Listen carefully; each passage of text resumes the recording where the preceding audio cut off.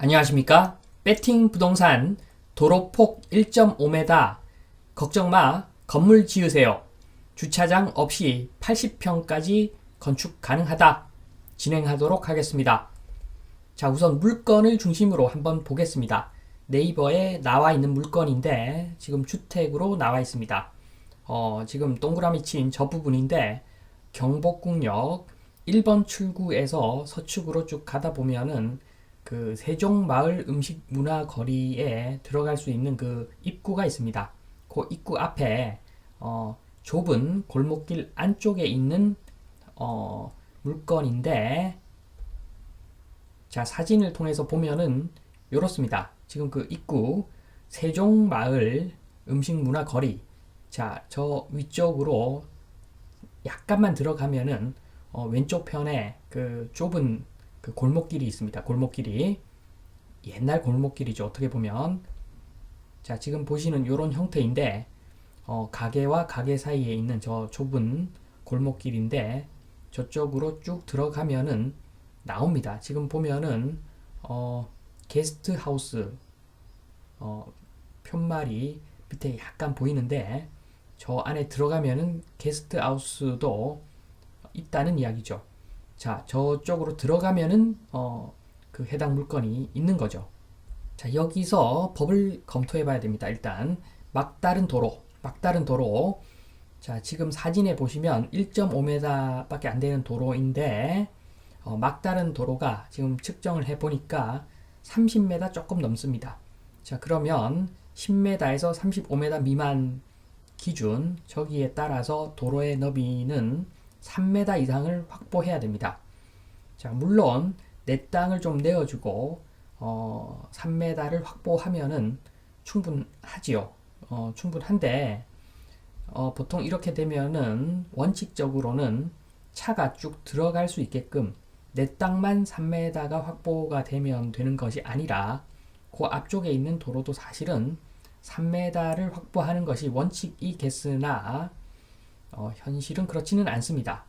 자, 그렇게 빡빡하게 적용을 하면은 강북에서 건축 허가가 나지 않는 그 곳이 굉장히 많을 겁니다. 자, 그래서 1번 그 지금 막다른 도로의 길이 그 부분 한번 검토를 해 보겠습니다.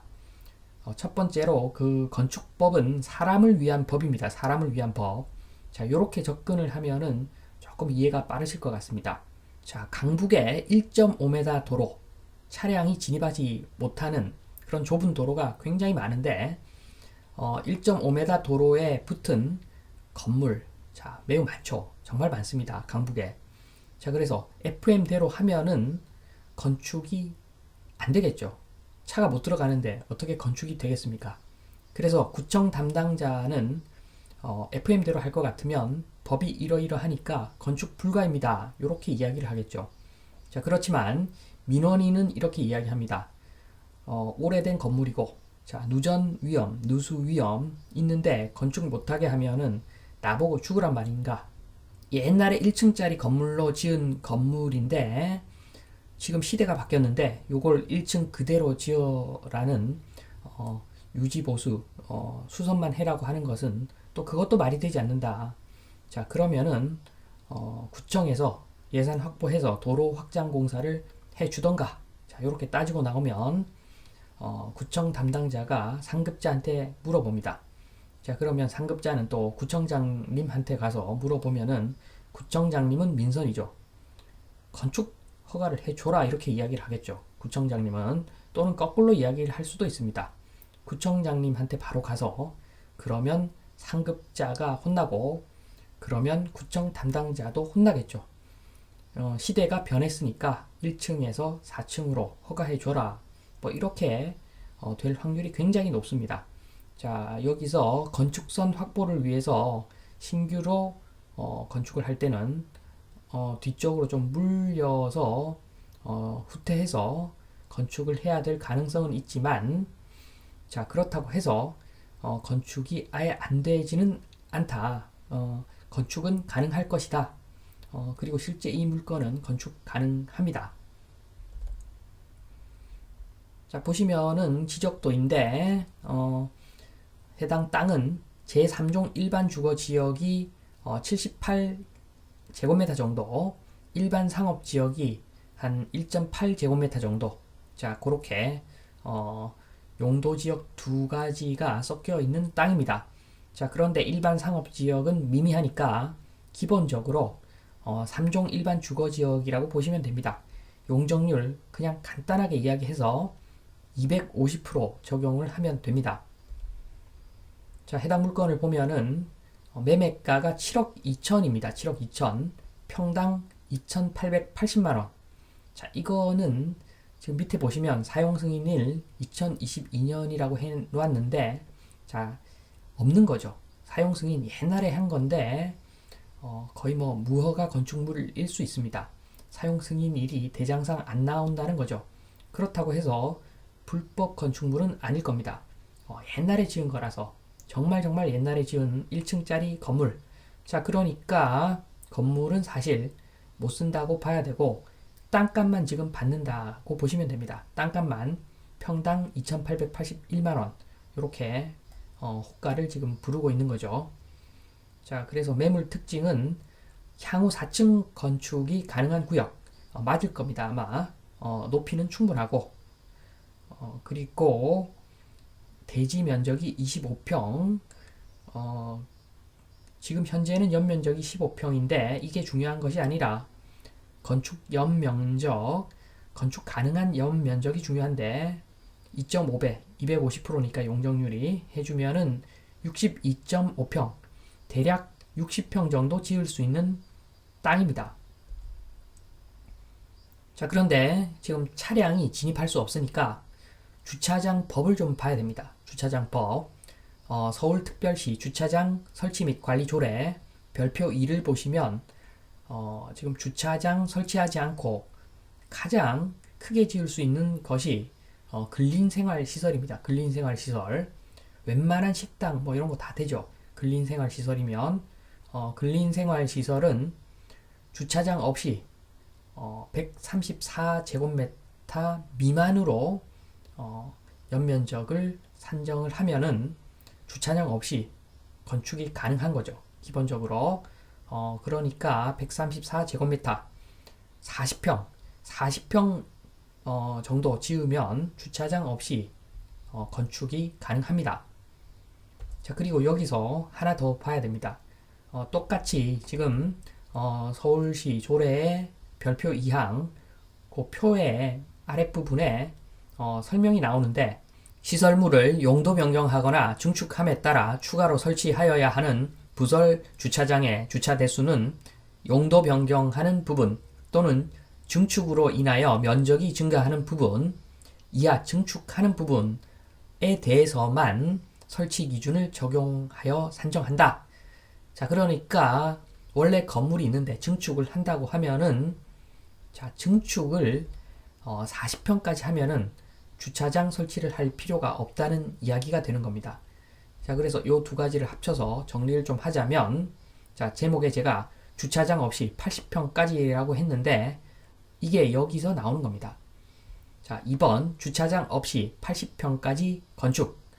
자, 개발 행위 허가. 자, 일단은 40평으로 받습니다. 40평. 그래서 주차장 없이 건물을 짓고 준공 일단 받습니다. 준공을. 그리고 나서 바로 그 증축 개발 행위 허가를 또 받습니다. 플러스 40평으로.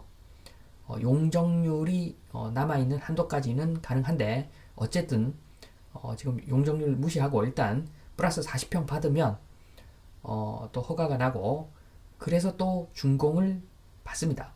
자, 이론적으로 이렇다는 겁니다. 이론적으로. 그러면 3번 최종적으로 연면적 80평 건물 건축이 완료가 되는 것이겠지요. 그런데 용적률이 250%니까 어차피 60평 정도 지을 수 있는 거죠.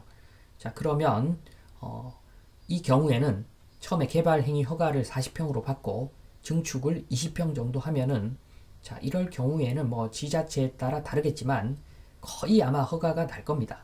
자, 40평 플러스 40평 하면은 조금 속보이죠. 자, 그래서 이때는 빠꾸될 수도 있겠지만 지금 60평이니까 40평 하고 플러스 20평 아마 허가 날 겁니다. 자, 그런데 이렇게 되면은 개발행위 허가도 2번 들어가고, 자, 돈이 좀 많이 들어가죠.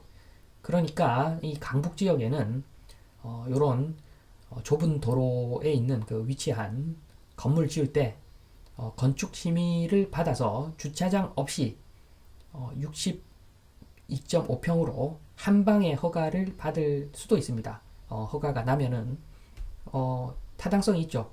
도로가 뭐 1.5m밖에 안 되는데 여기에 주차장을 건물에 그 주차장을 설치한다는 것 자체가 웃기는 이야기죠. 웃기는 이야기입니다. 상식선에서 생각을 해봐도 웃기는데 건축 심의 받아서 아마 주차장 없는 건물 승인도 가능할 것 같습니다. 자, 아무튼 자, 그러한 그 변수를 무시하더라도 자, 그게 건축 심의 통과 안 되더라도 40평 플러스 20평 해서 60평까지는 지을 수 있다. 자, 그리고 이론적으로는 주차장 없이 80평까지 지을 수 있다. 자, 이 부분을 기억해 두시면 좋을 것 같습니다. 자, 물론 이런 이야기는 구청 담당자한테 가서 이렇게 하겠다라고 하면 안 되고 작전은 건축사 사무실 가서 짜야죠. 자, 그러면 마지막 남은 것이 이제 설치인데 왼쪽이 그 포스코 건설에서 개발한 그 조립형 건물입니다. 조립형 건물. 자, 지금 빨간색, 하얀색, 빨간색, 하얀색 층층이 쌓아 올려서 만든 건물. 오른쪽 보시면은 대형 크레인으로 들어서 설치가 가능한 거죠. 자, 컨테이너 주택 생각하시면 되는데 그것보다는 좀 더 고급화된 건물이라고 보시면 됩니다.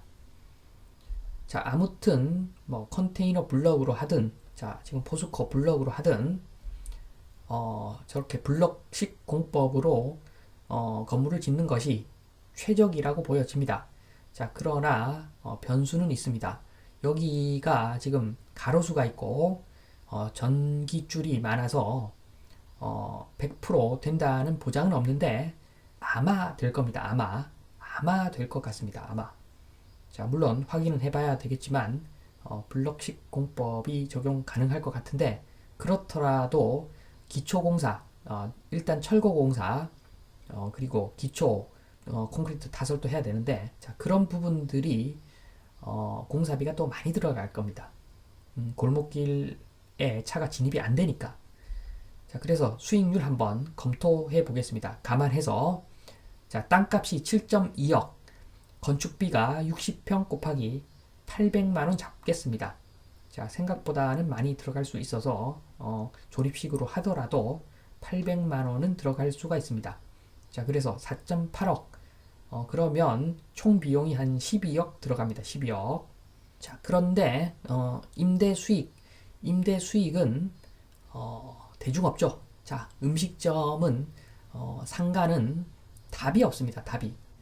자, 임대 수익률. 자, 월 500만원 일단 가정을 하는데 골목길 안쪽이니까 여기 위치는 좋지만 골목길 안쪽이니까 일단 월 500만원 잡았습니다.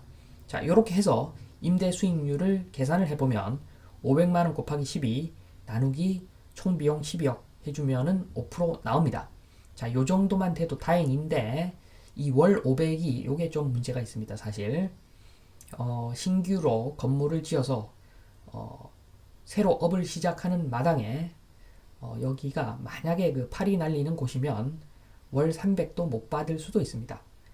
자, 그런데 여기가 명소가 되어 가지고 유명한 어떤 식당이 되면은 월 1000만원도 가능하겠죠. 자, 그런데 그것은 대중이 없습니다. 그리고 누가 그 음식점이나 뭐 어떤 자영업을 하느냐에 따라서 이 그 임대 수익률은 천차만별이겠죠. 자, 그래서 제가 말씀드리는 것은 자, 제가 봤을 때는 요 인근에 그 임대 월세 비교해 봤을 때 이 위치가 아주 베스트는 아닙니다. 자, 그 골목에 그 차 다니는 길에 바로 붙어 있는 어떤 그런 위치면 이보다 훨씬 많이 받겠지만 골목 안쪽으로 깊숙이 들어가야 있는 그 위치이기 때문에 일단 60평 통으로 빌려줘도 월 500 정도밖에 못 받는다고 가정했습니다. 자, 여기에 따라서 지금 이 물건 땅값 7.2억이 싼지 비싼지 자 요게 결정이 되는 것이겠지요. 건축비도 물론 뭐 플러스 마이너스 얼마가 될 수가 있습니다. 자 추정이죠, 추정. 그래서 여기에 보시면은 어떤 공법을 선택하느냐에 따라서 비용이 좀 차이가 날 거고, 자 그리고 누가 어떻게 또 머리를 잘 써서 사업을 하느냐에 따라서 월세가 또 천차만별이겠죠. 자 그래서 이런 부분, 요런 자영업에 대한 어떤 굉장히 축적된 지식이 있는 분은 자, 요 위치를 한번 가 보시고 자, 얼마 정도는 벌 수가 있겠다. 그러니까 임대료로 얼마 정도 책정해도 무리가 없겠다. 자, 요런 그 어떤 추정이 정확하게 된다면 자, 이 물건 도전해 볼만 하겠죠.